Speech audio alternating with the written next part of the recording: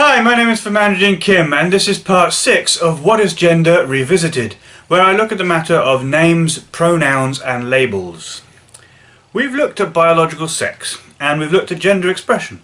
Most people agree that gender expression does not define someone as a man or a woman. And although biological sex does define someone as male or female, some people feel wrong in their bodies and seek to change them. We also looked at gender roles and how varying levels of comfort or discomfort can affect how someone might want to identify. So we're getting closer to the crux of the matter, gender identity itself. Now it's time to look at the words we use to describe gender, the names, pronouns and labels. In a way, preferences with regards to pronouns and names are sort of like an aspect of gender expression. People can prefer one set of pronouns over another, sometimes in ways that don't actually match their gender identity.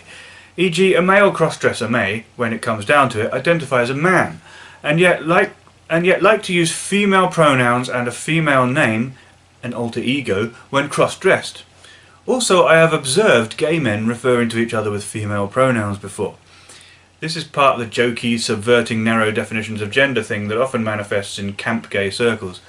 Yet these are men who don't mind being referred to as she or her, as long as it is in an ironic, mocking tone. Partly this is a result of society often mistakenly conflating sexuality and gender, but there are people who identify as non-binary who prefer male pronouns or female pronouns, sometimes in line with and sometimes contrary to their biological sex. It doesn't happen as much with binary gender, but it could do. At the end of the day, preferring he, she or they pronouns is a matter of personal preference and taste, and the use of such words alongside honorifics such as sir or ma'am, they are supposed to be about politeness, so honouring people's preferred pronouns is important. The same with names. If a man wants to call himself Susan or Kathy, then it's up to him. Surely. Remember the male lesbian on the L word who went by the name of Lisa? Likewise, if a woman wants to call herself Michael or Peter, the convention of whether a name is for a man or a woman changes over time anyway, and is therefore pretty arbitrary. Kim is gender neutral. In fact, it used to be more of a boy's name, even though more recently it is usually considered to be a girl's name. Traditionally male names sometimes become gender neutral, for girls as well as boys, when they have the shortened ending with a Y, such as Bobby or Charlie. I've heard Robin as a boy's name or a girl's name. Sometimes there are different spellings, but they sound identical. The point is that names, including the gender of them, are dictated by convention and by fashion. The gender of names, then, is arbitrary. Much like with clothing and appearance, this arbitrary changing in culturally specific thing should be a matter of personal choice. Each to their own. How does a boy's name become a girl's name or a girl's name a boy's name if not by one brave individual going against the tide? And shouldn't everyone feel positive about their own name? If the pronouns people use upset you, then suggest pronouns that honour you. If the name you were given at birth bothers you, then change it. People do it all the time within their gender. I know countless people who prefer to be known by their middle name or by another name entirely because they don't like their first name. Of course, someone who is male should be allowed to call him, her, themself Emma, or someone who is female can call her, him, them, himself David. But what of words? What about the labels we give the genders? Does someone born into a male body have the right to call themselves a woman? Does someone born into a female body have the right to call themselves a man? Can a man call himself a lesbian? Can a woman call herself a guy? And what of non-binary terms? What of agender, bigender, genderqueer, demigirl, demiboy, androgyne? It all depends what we mean by such words and how we define them. If biology should not necessarily dictate anything else about your gender, if you should be able to change your physical sex, if you can adopt any role or appearance you want because such things are oppressive stereotypes, then why do people get so hung up about labels? They are just words.